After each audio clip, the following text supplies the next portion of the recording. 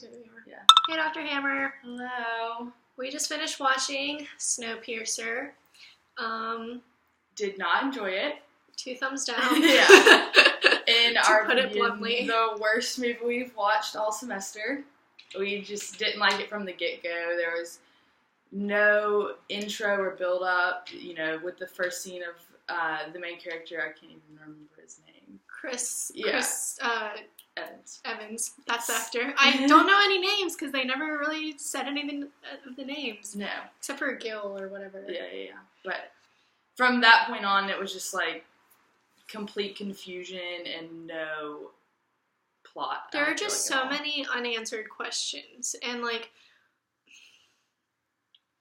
I don't even know where to begin for that, because just so many things they threw in there, and there was no explanation. Like, why did they chop up a fish when they were attacking, and they never fully proved whether or not the guy from the back of the train was actually a friend of Wolford, and everyone just dies in the end. What's the point? Yeah. The fact that they, first of all, we noticed that all of a sudden everybody that was from the tail of the train or end of the train just sort of disappeared when they were eating sushi, and only the 5 characters that had talked were there. There was no explanation for where all those people went, and it was just plot hole after plot hole throughout the entire movie. Yeah, and at first it started off as this everyone charging to the front, and then they get to this one point where they just start taking their time, and at one point they just sleep for the night because, I don't know, they're tired.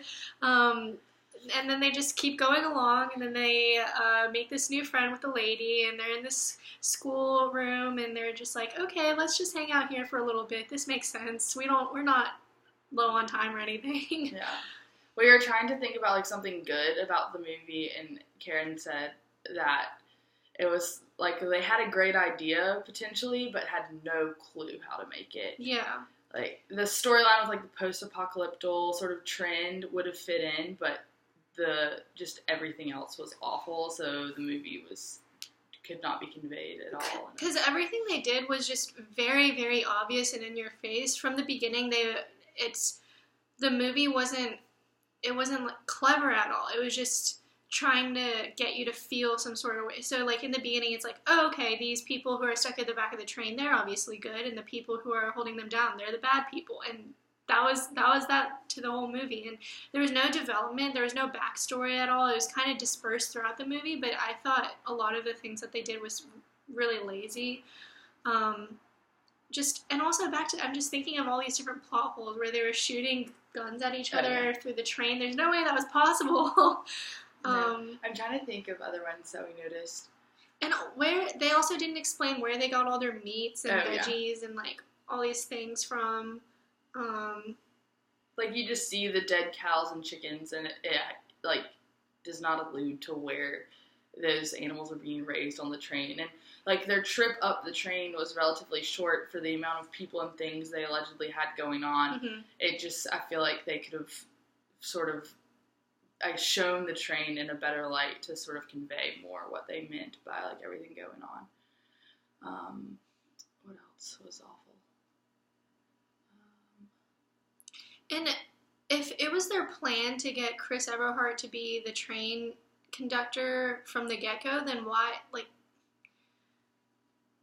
they made him so angry by killing off everyone he knows that why did they think that was even feasible? That it made no sense. Yeah. And also the guy's plan to blow up the door to get out was also stupid. It just killed everyone. Yeah. Oh, and the other confusing part was the 2 people that were addicted to the Cronol, what were they doing? Just sleeping in those little chambers? Or yeah, there was no explanation for that. They just sort of woke up by smelling Cronol, and we had no clue what was going on from that point. And why they were doing what they were doing. It was just a very odd movie that was completely impossible to follow. I guess the one thing that we noticed a lot of was social commentary. Mm-hmm. It was thrown at you. Yep. You had no choice but to notice it. Class struggles of haves and have-nots, global warming and issues with climate. I mean, they just started off the movie saying that it's not something to take lightly, and there you go. Yeah. I guess the one interesting thing about that is they might be like alluding to if we like meddle too much with trying to fix global warming, like we'll make a bigger disaster maybe. I don't know, like I'm trying to like grasp at straws. So, like the fact that because it was like, human caused. Yeah. It wasn't like the Earth did it. It's like the humans' attempt to fix it is what led to their demise. Alright, I'm just trying to think, like, okay, there are clear just ties to, Christianity. The guy was a pseudo-god figure.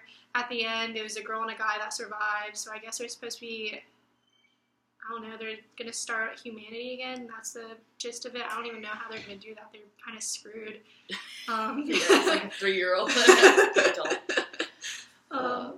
And then I don't know. This might be like completely out there too, but almost you sort of got like a Noah's Ark vibe from the train.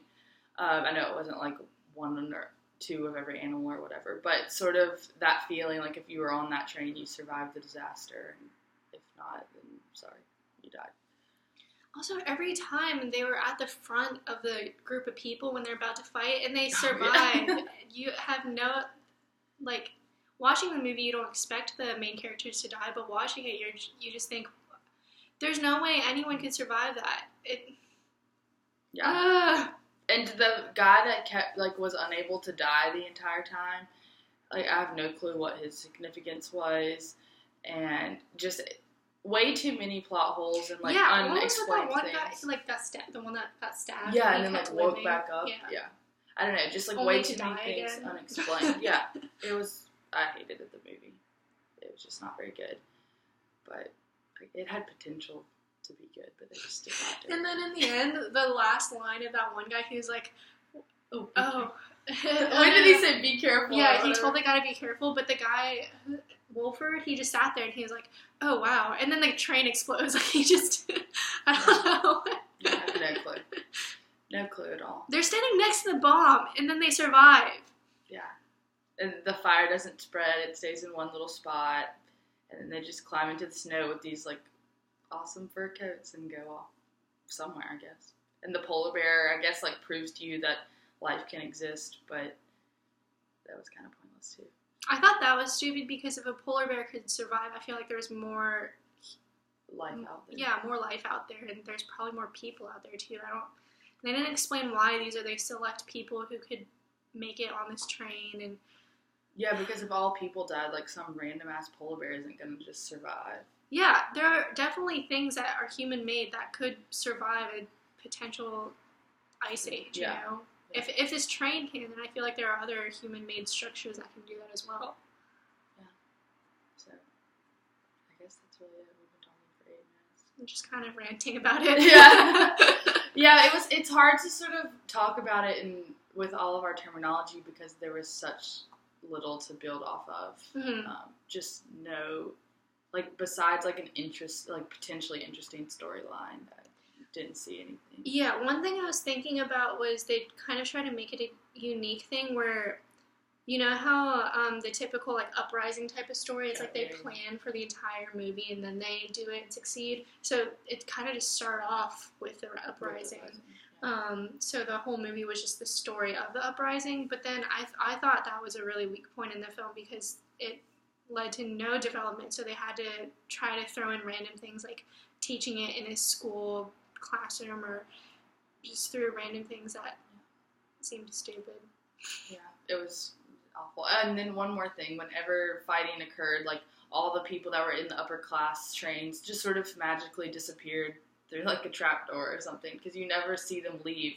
Like, so when the school gets, like, shot up, the kids are all gone, but, like, you don't see where they went. Teachers start shooting everything. What happened to all the kids? Are gone. So, yeah, it was just too confusing and, like, hard to follow and had no organization, and we just did not enjoy it. Nope. All right. Bye, Dr. Hammer. See you tomorrow.